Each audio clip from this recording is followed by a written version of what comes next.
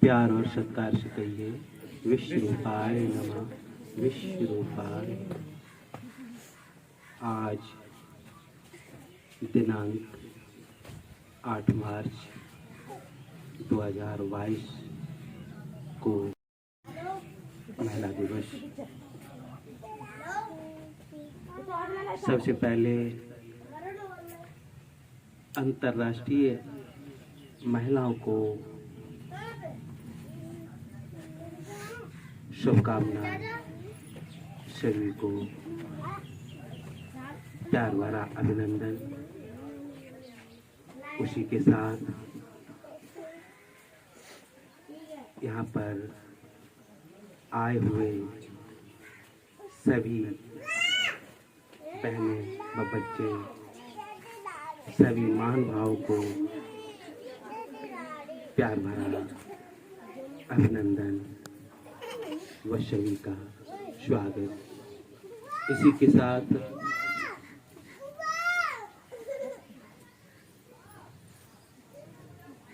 के साथ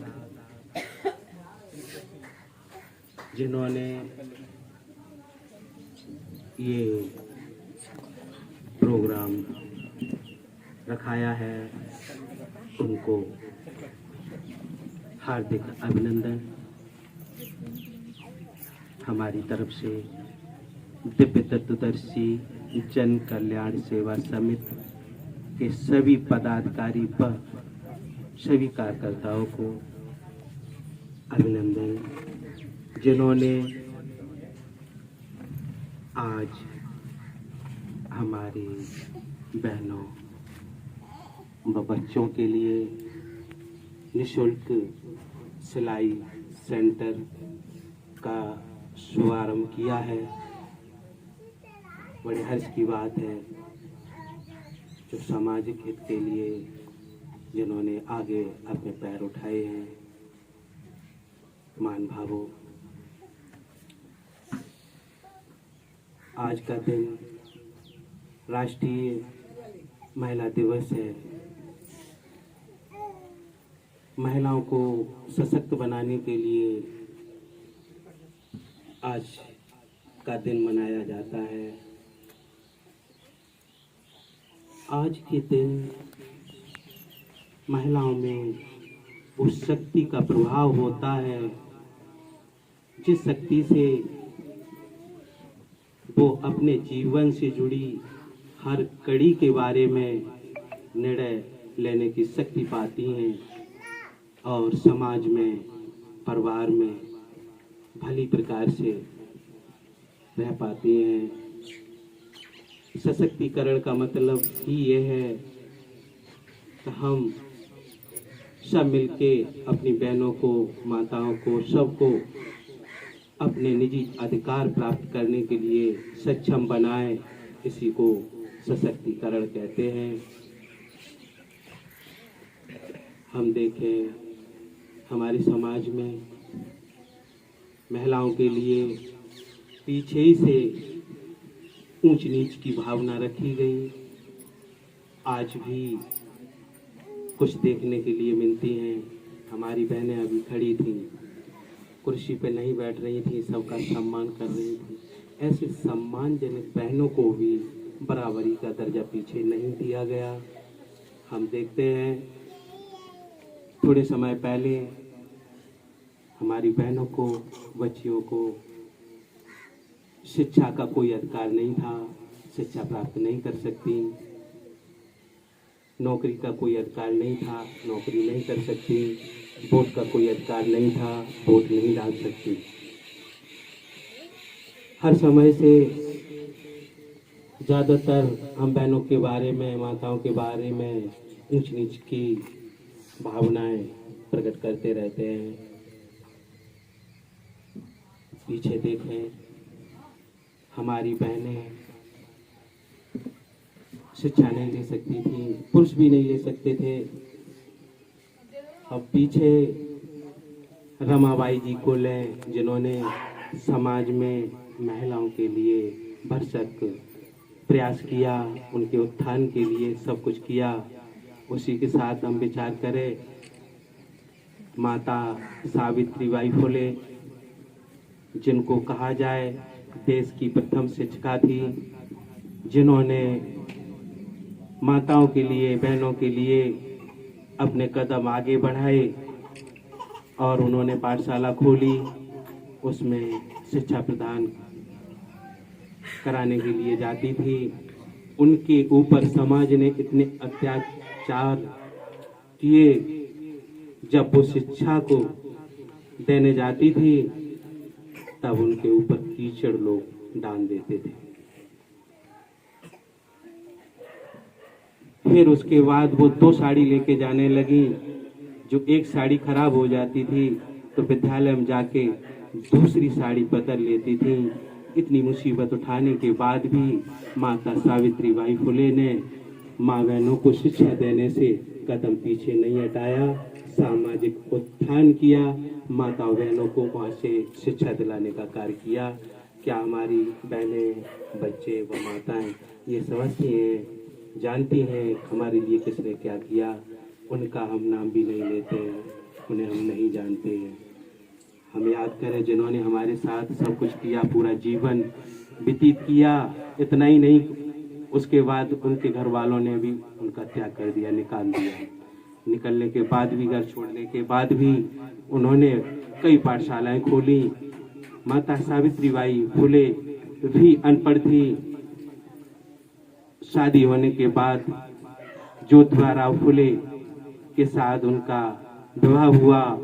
ज्योतिबा फुले ने उनको शिक्षा दी और शिक्षा के साथ साथ उन्होंने अपनी शिक्षा को माताओं बहनों में सभी जगह प्रचार प्रसार किया। महापुरुषों, हम विचार करें, आज का दिन 8 मार्च ही महिला सशक्तिकरण के बारे में क्यों मनाते हैं? राष्ट्रीय महिला दिवस क्यों मनाते हैं? 1908 में न्यूयॉर्क में करीब 1500 महिलाओं ने अपना प्रदर्शन किया। घर से बाहर निकलकर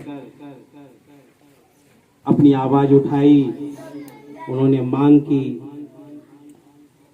हमारी जो मजदूरी है, हमारा जो काम है, पहले माताओं बहनों से काम लिया जाता था, ड्यूटी का टाइम ज़्यादा समय तक रहता था। उन्होंने अपनी आवाज़ उठाई और अपनी आवाज़ को रखा, तो हमारी जो ड्यूटी है, हमारा जो काम का समय है, उसे सही किया जाए और हमारे वेतन का भी सही बजट रखा जाए। इसी के साथ साथ उन्होंने मांग उठाई कि हमें वोट डालने का भी अधिकार दिलाया जाए। इस तरीके से हमारी माताएं बहनें आज से नहीं, काफ़ी समय से सशक्त हैं, आगे बढ़ के प्रकाशित हुई हैं। आज भी हम देखते हैं, हम सब जानते हैं, हमारी बहनें देश की राष्ट्रपति बनी, हमारी बहनें प्रदेश की मुख्यमंत्री बनी, हमारी बहनें पायलट बनी, हमारी बहनें विदेश मंत्री बनी। अन्यथा हमारी बहनें बहुत आगे तक बढ़ी और हम बिल्कुल, हमारी बहनों को झिझकने की कोई बात नहीं है। वो आगे बढ़ के मेहनत करके आगे कदम उठा के चलें और हमारी बहनें तो सही मायने में देश की नींव है। हम देखते हैं, कोई बिल्डिंग हो, कोई मकान हो, चाहे कितना भी बड़ा हो, वो पूरा मकान एक नींव पर आधारित होता है। नींव मकान का आधार है। इसी तरीके से